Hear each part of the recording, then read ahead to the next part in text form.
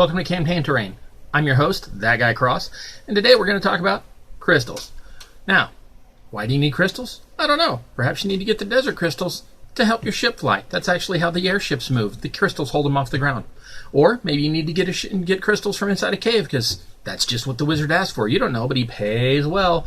Who knows? But sometimes you need crystals. I'm going to show you how to make crystals today, and you can decorate them up however you want. Today I'm not going to be talking about this. I'm going to try to keep this quick. I'm just going to show you how to make these simple, easy crystals out of, believe it or not, these are hot glue. Just hot glue sticks. We're going to cut them into crystals. I'll show you the best way I've found to do that, and then I'll show you how to put them on little bases so that they have a nice ornamental feel to them. Then you can decorate them up after. So, again, today, crystals on Campaign Terrain. Thanks for coming. I'll see you in just a minute.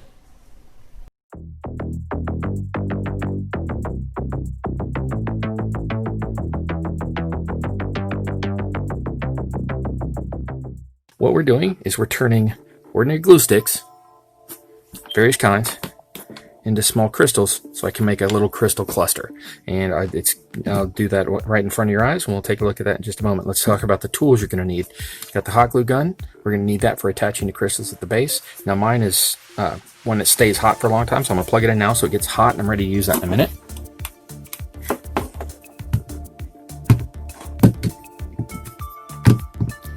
I've got two different kinds of glue sticks. You can use pretty much any kind, but that's why I'm specifically showing you how to get different kinds. I'm actually only going to use one of these, but I'm just showing you. This one comes in a little half size. This one was actually a longer one, about that long, that I've already cut some off of.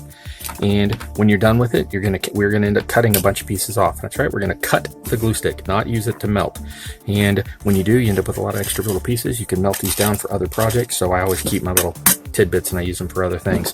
So we're obviously going to need a heat source. That's going to be the glue gun or this lighter, just in case. We're going to need to cut these apart, so we need something sharp. Now this one's got a brand new blade, but just in case, always got a sharpener. And if it really comes down to it and you break a blade or you need one, I've got extra blades in a packet here. Also, the last thing is a little bit of cleanup. So just to make sure that we don't stick it straight to the surface and get stuck with it there for hours, I'm going to be building my little platform of crystals on this can. And for my workplace, while I'm actually building it together, go ahead and take off any dust that's there. Now I just cleaned this one and put it here, so that's not dirty, but always good to have a clean workspace and sharp knife. So clean workspace, sharp knife, always close your knife after you're done using it. All right, let's get started. As you can see, these do look like little crystals. It's harder to tell on these cream ones, but on these clear ones, it actually looks like it could pass for quartz. So it only has to be close enough, but it has to be able to get them for less expensive. You can get quartz, plus you're not going to worry about dropping one of these or whichever. You can color them. This was colored with a highlighter. I don't know if you can tell, but the colors are a little different. I actually like the way this one came out. It's a nice little natural looking variation. This one I tried with various pens. Yeah, don't do that. That's not the way to go. So we're going to recreate a couple of these using these, and then I'll show you how to glue them together. Right into it. This is one of the sort of milky ones. Now I'm going to use this. This is going to become 2 crystals. I don't want them that long. You could. That wouldn't be a problem. I just happen to be using these to make 2, and they're going to end up about as long as that. As you see, that's about half the length of this stick. First things first, cut this into 6ths like a natural crystal. You do that, you want to get this blade. Let me make sure I can see that on the camera. Yep, let me zoom in a little.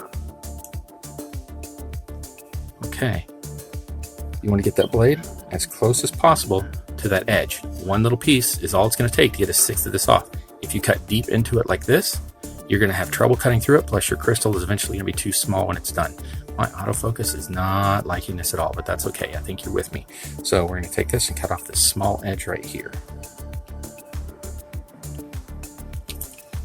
Now these creamy ones are tougher than the clear ones to begin with, plus mine are a little bit older, so it is tough. Make sure you do not have a finger anywhere near that edge. This takes a nice, slow, steady pressure. Do not get anxious and carve into it. You'll get there in the end. You take the little piece, off your little parts bin, and that leaves a nice flat surface. See, there you go. See a nice flat surface on there. We're going to do that 5 more times to get a hexagon. I usually start with the opposite 2 and then cut off 2 on a side and 2 on a side. Give me just a moment. I'm going to be quiet while I do that. I'm just going to hack on through here. Made it into a hexagonal piece. Hold on. There we go. Let's got a hexagon right there on the end. Okay, and then right here, you'll see it's got hexagonal lines on it on the side. Give it a nice good angle. All right, that's going to make a really good crystal for us. So now we're going to take off these ends right here. And what you're going to want to do is you're going to cut in. You can't see this from the top. You can't really tell what angle I'm at. So I'm going to show you in just a moment at a different angle. But I'm cutting in from here and coming out the side over here. So the knife is actually going in at something like, instead of, I'm not going in at like a 45. I'm going in at about a 30 or 60, whichever way you want to put it. And I'm coming from the side to the tip at the center. I'm not trying to cut off the whole tip. I'm trying to cut off at an angle.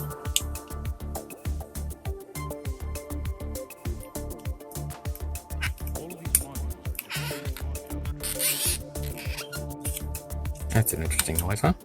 Okay, now I've done that once. With the little piece cut off here, I'm going to rotate it 1/6 just onto the next facet. Do the same thing. And I'm going to do that 4 more times.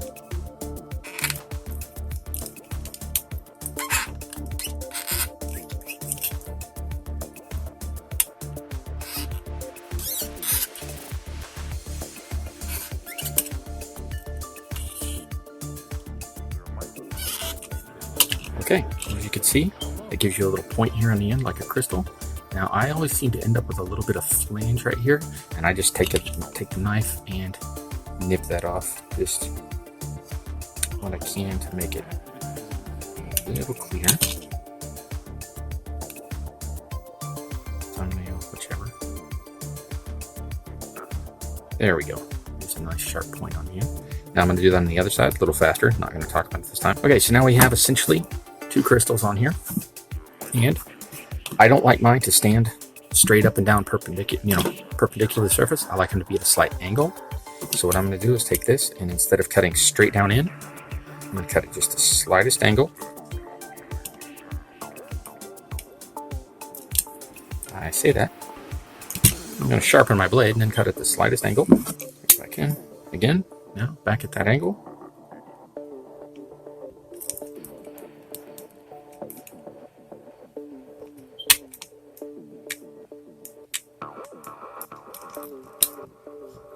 And as you can see, that does not want to stand up because I've cut it at an angle, and it wants to sit at a slight recline. So what I'm going to do is I'm going to take this and the other ones and glue them together into a bundle and make a small collection of those. And that angle's not going to be a problem because I'm going to hot glue them down. So with that, the gun's already hot. Going to create a dollop here. This is going to be our base. It's essentially going to be a rock that our crystals are growing out of.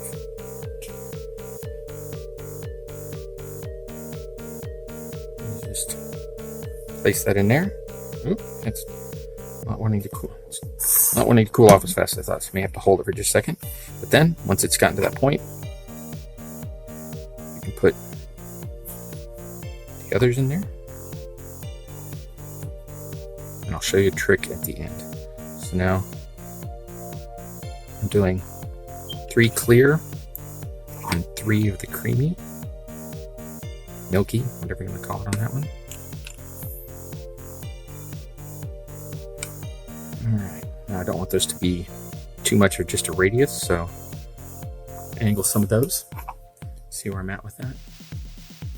It gives you a nice little crystal formation. You know, I was going to add one more to the top. I can't decide if I'm going to, but I think since I decided I was going to, I'm going to go ahead and add that. As you see, there's still a little bit of glue in the middle, but just to make sure it's hot, I'm going to take that one that I had colored, and I'm going to make that the centerpiece. And I'm just going to take that, place it in the middle. Yep, that is no longer hot enough. Let me glue that a bit.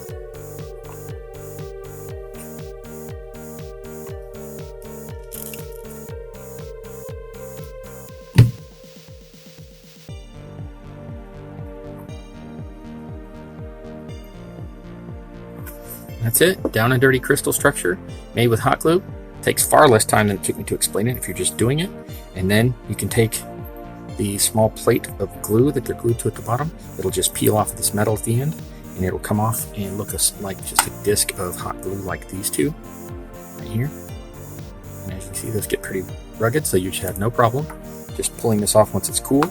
And then you can decorate it however you want. You can use it just like it is and just say that the stuff in between is melted, or just ignore that it's there. Or you can paint it like rock. You can put flocking on it. You can put dust on it. You can color it with dirt, make it look realistic. You can put moss on it, but just like you would with like model railroading or any other type of diagram like you're role playing. And that's it. Crystal bundle looks realistic enough, and took maybe 5 minutes if I hadn't been talking to you. So there you go. Cut them like this. Use a knife. Always keep them retracted, and be ready to clean up after yourself once you're done. And that is it.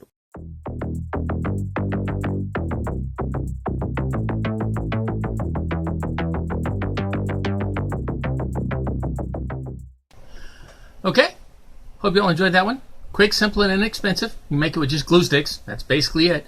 The decoration after the fact is up to you. You can build it directly on with just the glue itself or onto another base. If you're going to build it on another base, I suggest you glue it on the base. Don't glue it, build it somewhere else and then glue it on after the fact. Build it straight onto the base. I find that works better. I've done that here with XPS foam, and I've done that here with a small piece of vinyl floor tile. It's up to you how you want to decorate them after the fact. Make them fit with your decor. If you want desert, if you want cave, if you want strange crystals that have popped up overnight in the castle, it's all up to you. Build them the way you want. But so customizable, inexpensive, easy to build, and quick. That's how we like it here at Campaign Terrain. So if you've been liking what we have here at Campaign Terrain, don't forget to follow us on social media. Links down below, and they'll also be in the card at the end. We're going to be having a Patreon soon, so be looking for that. And we'll see you next week. I love building for you, and I hope to see you back next time on Campaign Terrain. Y'all have a great day.